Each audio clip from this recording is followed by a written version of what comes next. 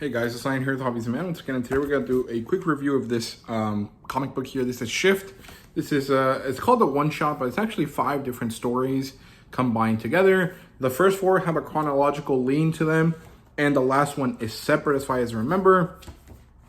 And Shift is a tertiary character in the Massiveverse. So this is by Kyle Higgins, and there's a bunch of artists associated with this. So the artists include Daniele Di Nicuolo, Francesco Mana, and Danilo Bayrath, Geraldo Borges, actually I think his name's supposed to be Geraldo Borges, Chris Evenhouse.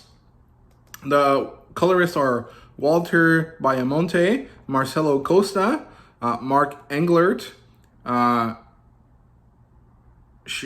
Weigers, I guess, I'm not really sure how to say that name. And the letterers here are Becca Carey and Diego Sanchez. The cover artist is Igor Monti. And Radiant Black, which is a main character in the Massiveverse, is created by Kyle Higgins and Marcelo Costa. And Shift was created by Kyle Higgins and Daniele Di Nicuolo. So chapter 1 is called Founders Meeting, which is basically the origin story for Shift. It ends with the Shift character killing this guy that brought all of these people together. Chapter 2 is called Launch Day, which is essentially an assassination mission. I thought it was interesting. I enjoyed it. Chapter 3 is called Working Capital, which is about recruiting a new guy to the Shift team so that they can get more out of it. And it also ties into No One, which is another Massiveverse story. Chapter 4 is called Off-Brand, which is, as far as I understand it, it ties into Radiant Black, although parts of the story that I'm not aware of because I only read the first 6 issues of Radiant Black. But it introduces this female character who is romantically tied to Shift and basically creates a new superhero / super villain character who has some sort of music powers.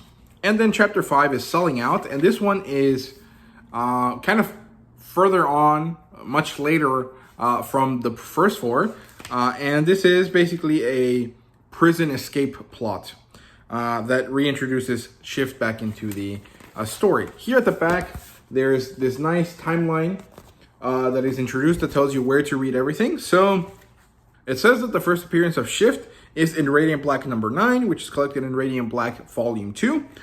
After that, you're supposed to read Shift 1 through 4.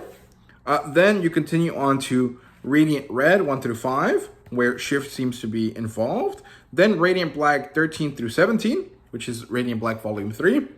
Then he shows up in Deadlucky 5 and 6, which is part of Deadlucky volume 1. He shows up again in Radiant Black number 21, then in Radiant Black Catalyst War, which is in volume 5, and then you read the last chapter in this story for Shift chapter 5. And then here's some cool little art pieces here in the back. Now, what do I think about this? I think it's interesting. I think it's nice to have these books that collect stories that probably won't ever be collected anywhere when the Massiveverse gets, hardcover collections. I do hope that when the Massiveverse gets hardcover collections, it's mapped out properly in the sense that I want it to be both chronological in the sense that it was published, but also chronological in the sense that the story makes sense. And so instead of having a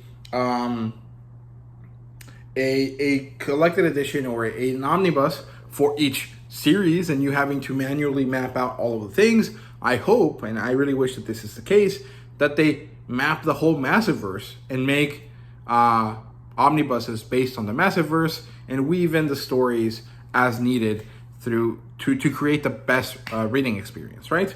However, it's probably going to be very hard to do that, and I think that in that sense, Kyle Higgins and the people that are orchestrating the Massiveverse are kind of shooting themselves in the foot, because initially the Massiveverse was this really great creator-owned Invincible-esque type of anime like friendly or manga friendly Western comic book series. However, as it grows and expands, it's getting more and more convoluted, and it is quickly falling into the pitfalls of all Western caped comic books, right? Superhero comic books.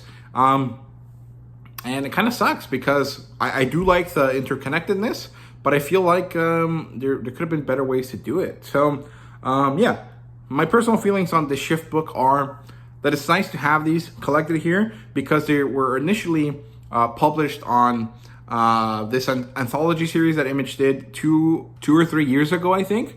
That was to celebrate Image's 25th anniversary or something like that. Something along those lines. Maybe it was a 35th anniversary. I'm not really sure, but it was collected in that. And I hope that other stories from those anthologies are collected somewhere physically like this, but I'm not sure when they will be. But I would give this like a 4 out of 5, I guess. Actually, no, that's a bit too high. I would give this a 3.5 out of 5. Shift is not my favorite character, but he is a character that I enjoy. However, because of the sporadic way in which I've interacted with this character, because of how he kind of appears and disappears in the series, it is hard to follow him. And it would be interesting if there was a way to have Kyle Higgins come back and retread and reformat all of the Shift appearances up to a certain point,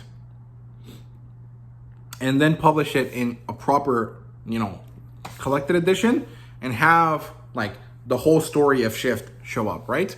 I don't know if it'll be possible or not. I don't really know how that would be done, but it would be interesting that they do that. So, yeah, those are my thoughts on Shift. Actually, they were mostly my thoughts on Massiveverse. But I hope you guys enjoyed. Let me know what you thought down below. Did you pick this up? I think it came out in December. I didn't pick it up until January because I wasn't here during the time that it came out. But yeah, let me know what you thought, and thank you guys very much for watching, and see you guys later.